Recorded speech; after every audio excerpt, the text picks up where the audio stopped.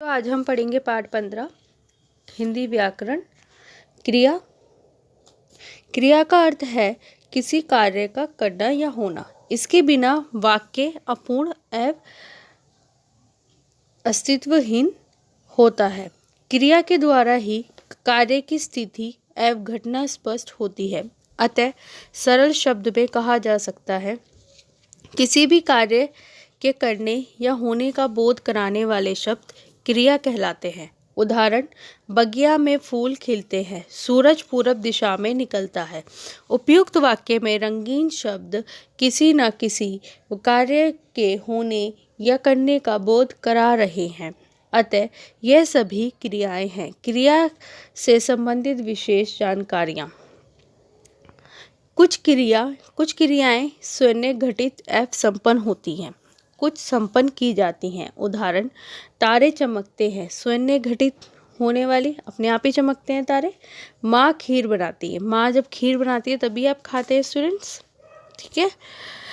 क्रिया के बिना वाक्य अस्तित्वहीन होता है। उदाहरण, नमिता ने नई साड़ी। क्रिया के बिना।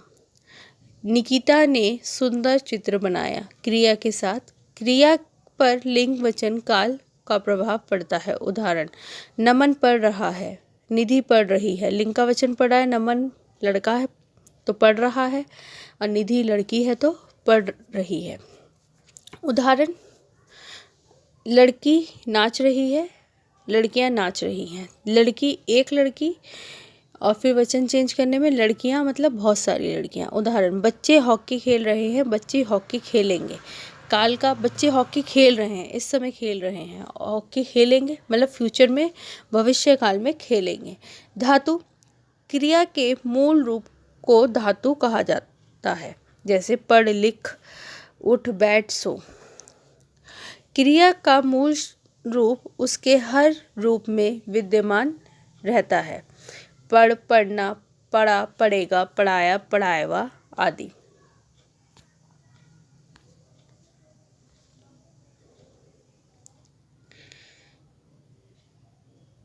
जैसे कि आपका है क्रिया के भेद।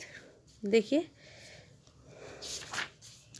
क्रिया के भेद दो आधारों पर किए गए हैं। कर्म के आधार पर दो भेद हैं, अकर्मक और सकर्मक। अकर्मक वो होता है जिस क्रिया का फल कर्म पर ना पड़कर कर्ता पर पड़ता है, अर्थात वाक्य में जिस क्रिया का कोई कर्म नहीं होता वह अकर्मक क्रिया कहलाती है। उदाहरण, अनीशा दौड़ती है।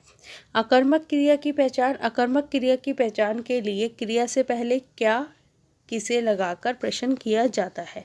उत्तर मिलने पर क्रिया सकर्मक तथा उत्तर ना प्राप्त होने पर क्रिया अकर्मक होती है। कुछ अकर्मक क्रियाएं हैं, उठना, बैठना, पढ़ना, हंसना, रोना। सकर्मक क्रिया, जिस क्रिया का फल कर्म पर पड़ता है, अर्थात वाक्य में जिस क्रिया का कर्म होता है उसे सकर्मक क्रिया कहते हैं। उदाहरण, दादी वासु, जैसे कि वासु बेसबॉल खेलता है। सकर्मक क्रिया के भेद। सकर्मक क्रिया के भेद दो भेद होते हैं, एक कर्मक और द्विकर्मक। एक कर्मक होता है, देखिए, जिस क्रिया का केवल एक कर्म होता है उसे एक कर्मक क्रिया कहते हैं। पिताजी पत्रिका पढ़ रहे हैं। द्विकर्मक क्रिया, जिस क्रिया के दो कर्म होते हैं उसे द्विकर्मक कहते हैं, जैसे कि सारिका ने सोनम को साड़ी दी। कुछ सकर्मक क्रियाएं, खाना, पीना, पढ़ना, लिखना, लेना, देना, देखना, सुनना, कहना आदि। ये सदैव क्या है? सकर्मक क्रियाएं हैं। विशेष द्विकर्मक क्रियाओं में एक कर्म सजीव तथा एक निर्जीव होता है। इसमें मुख्य कर्म निर्जीव तथा गौण कर्म सजीव होता है। रचना के आधार पर अब बात करते हैं स्टूडेंट। 5 भेद हैं। पहला है हमारा सामान्य क्रिया। जब वाक्य में केवल एक ही क्रिया का प्रयोग होता है उसे सामान्य क्रिया कहते हैं। मैंने किताब पढ़ी। संयुक्त क्रिया, जब दो या दो से अधिक क्रियाओं से बने क्रियापद एक क्रिया के रूप में प्रयोग किए जाते हैं उसे संयुक्त क्रिया कहते हैं। जैसे कि शेर ने हिरण को मार डाला।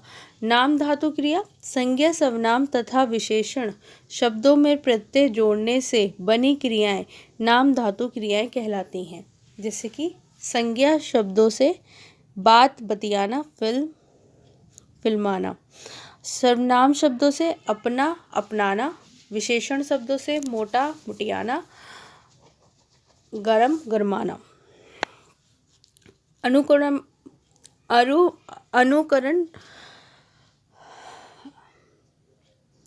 लास्ट है आपका अनुकरणमात्र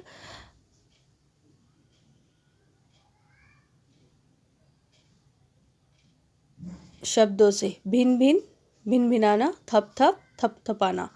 ठीक है, ये आपका है अनुकरणमात्र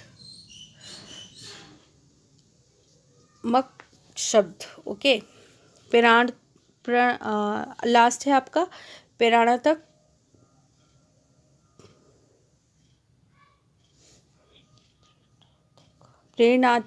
क्रिया। जब कर्ता स्वयं कार्य न करके किसी अन्य को काम करने की प्रेरणा देता है, ऐसे वाक्य प्रयुक्त क्रिया प्रेरणात्मक क्रिया कहलाती है। जैसे कि उदाहरण है, शिक्षिका बच्चों से पाठ पढ़वाती है।